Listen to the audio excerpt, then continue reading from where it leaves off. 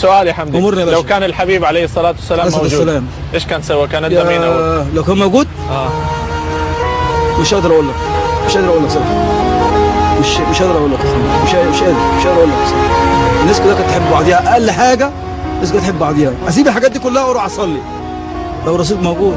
عليه الصلاة والسلام. موجود اروح اصلي. انا ما بصليش، انا ما بصليش، اكذب عليك؟ ولا بصلي ولا بصليش.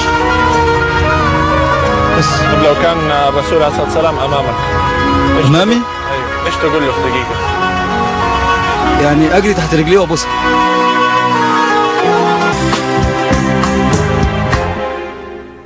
الرسول عليه الصلاة والسلام مرة كان في المسجد، شوف مع أنهم كانوا في بيئة صحراوية وكان يعني رملة وصحراء ويعني ما كان عندهم، ومع ذلك مرة دخل عليه الصلاة والسلام فرأى نخامة على الجدار يعني زي بصقة، فغضب عليه الصلاة والسلام حتى وجهه احمر.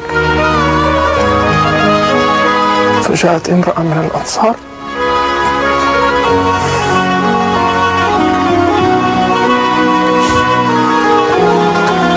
فحكتها ففرح صلى الله عليه وسلم ووضعت مكانها خلوقا يعني عطر على الجدار. فالرسول عليه الصلاة والسلام نظر وقال ما أحسن هذا.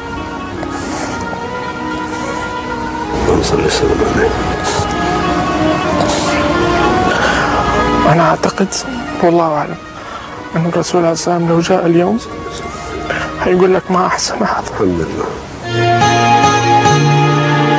عبقرية ايش تتوقع تقولي له لو قدر لك انه تجلس معاه لمدة دقيقة لوحدكم؟ أوف، سؤال صعب. لو أتمنى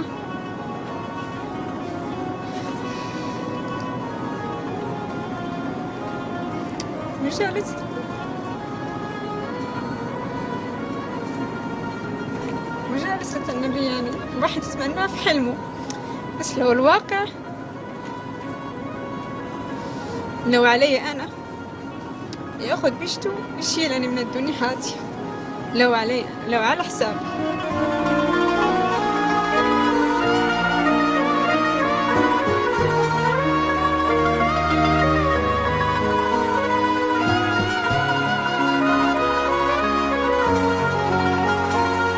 الله يبعد الرحمة في قلوب الناس. آمين. ابوس رجله وابوس ايديه واقول له يا راجل عليه الصلاه والسلام، اقول له يا حبيبي يا رسول الله يا محمد عليه الصلاه والسلام. الله يفتح عليك.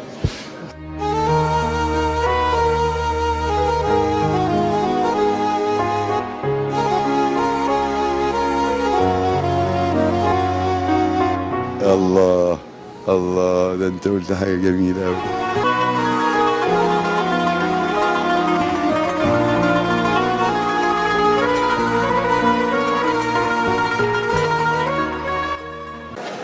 اصلا انا مشتاق اشوفه.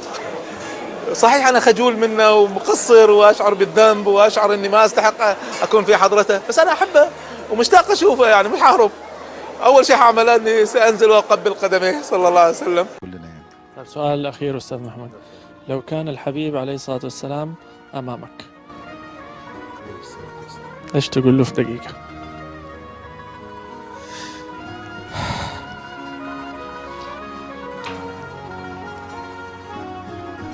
مش عارف، نفسي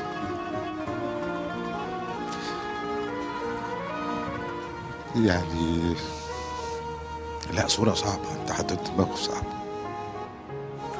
عليه الصلاة والسلام مش عارف اتكلم، بتهيألي يعني عليه الصلاة والسلام.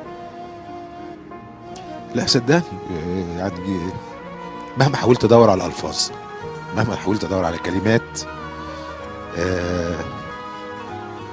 مش هلاقي الكلام اللي يقول اللي جوايا، مش عارف.